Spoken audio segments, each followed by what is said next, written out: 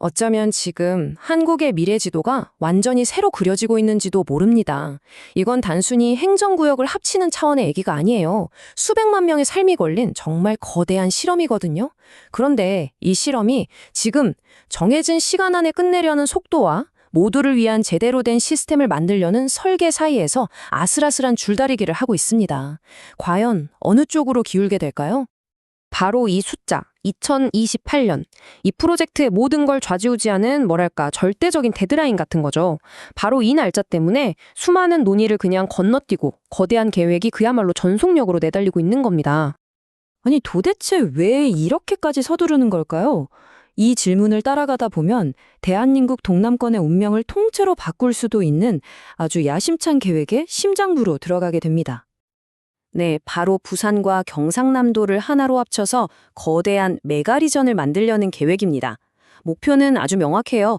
인구가 계속 줄면서 소멸 위기라는 말까지 나오는 이 지역에 완전히 새로운 성장 엔진을 달아보겠다는 거죠.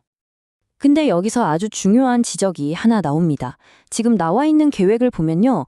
왜 통합해야 하는지, 그리고 언제까지 해야 하는지만 엄청나게 강조하고 있다는 거예요.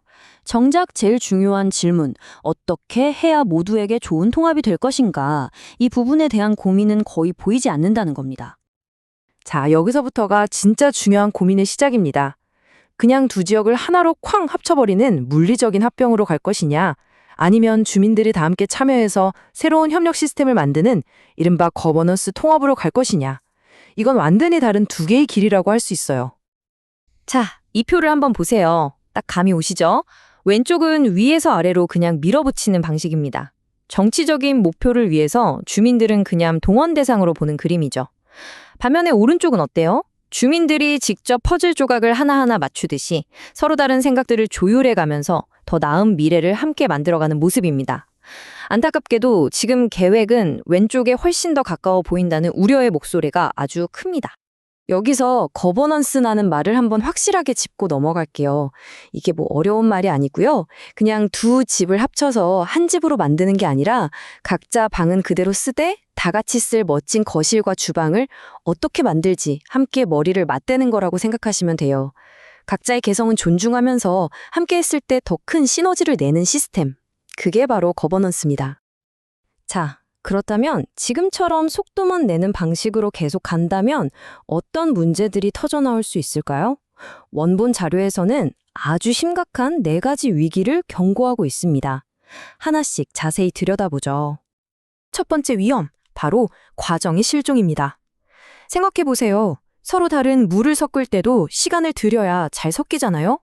하물며 수백만 명이 사는 두 지역은 어떻겠어요? 충분한 대화나 합의 없이 정치적인 마감 시간에만 쫓기다 보면 결국 주민들의 목소리는 무시되고 나중엔 갈등만 남게 될 수 있다는 거죠. 두 번째는 지방자치의 실종입니다. 만약에 거대한 통합정부가 모든 권한을 블랙홀처럼 다 빨아들이면 어떻게 될까요? 우리 동네 문제를 가장 잘 아는 기초자치단체들이 힘을 잃게 됩니다.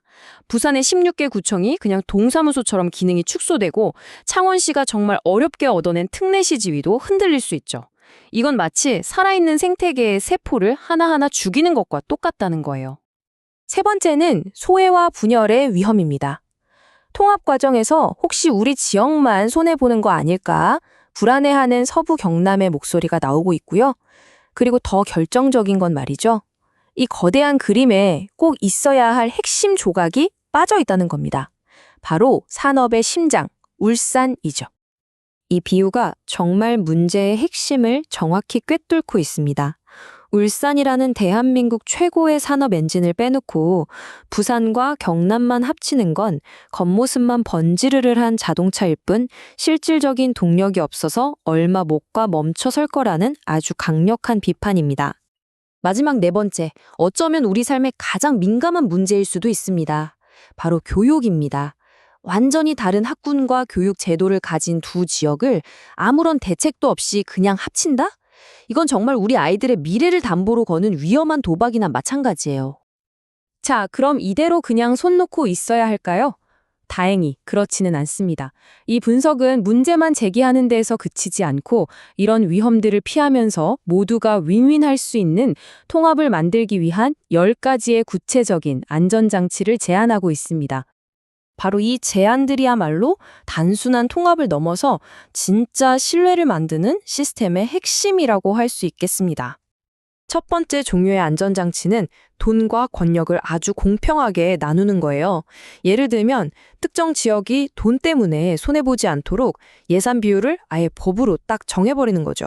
또 중앙본청은 큰 그림만 그리고 각 지역의 일은 그 지역 본부가 알아서 책임지고 할 수 있도록 실질적인 권한과 예산을 주는 겁니다.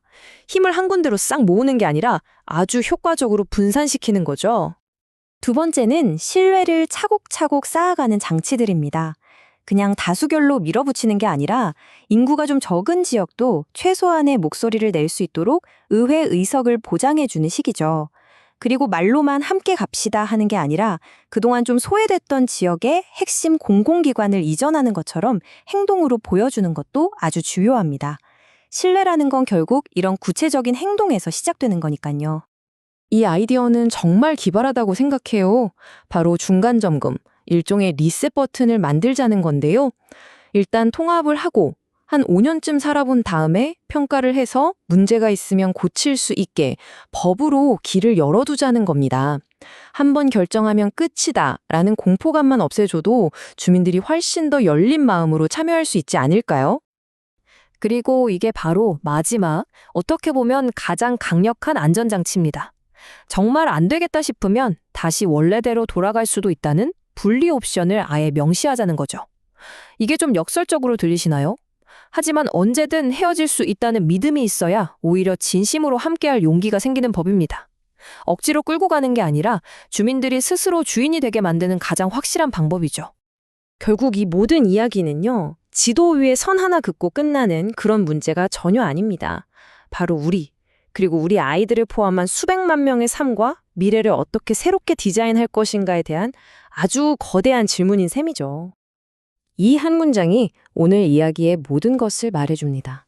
정말 중요한 건 속도가 아니라 제대로 된 시스템이라는 거죠. 정치인들이 정해놓은 로드맵이 아니라 통합 이후에 내 삶이 어떻게 될지 불안해하는 주민 한 사람 한 사람을 안심시킬 수 있는 그런 정교한 설계도가 지금 우리에게 필요한 겁니다. 이건 비단 부산, 경남만의 이야기는 아닐 겁니다. 여러분이 살고 있는 바로 그 공동체의 미래를 결정할 때도 마찬가지 아닐까요? 우리에게 더 중요한 것은 정해진 마감 시간일까요? 아니면 우리 모두를 위한 세심하고 튼튼한 설계일까요?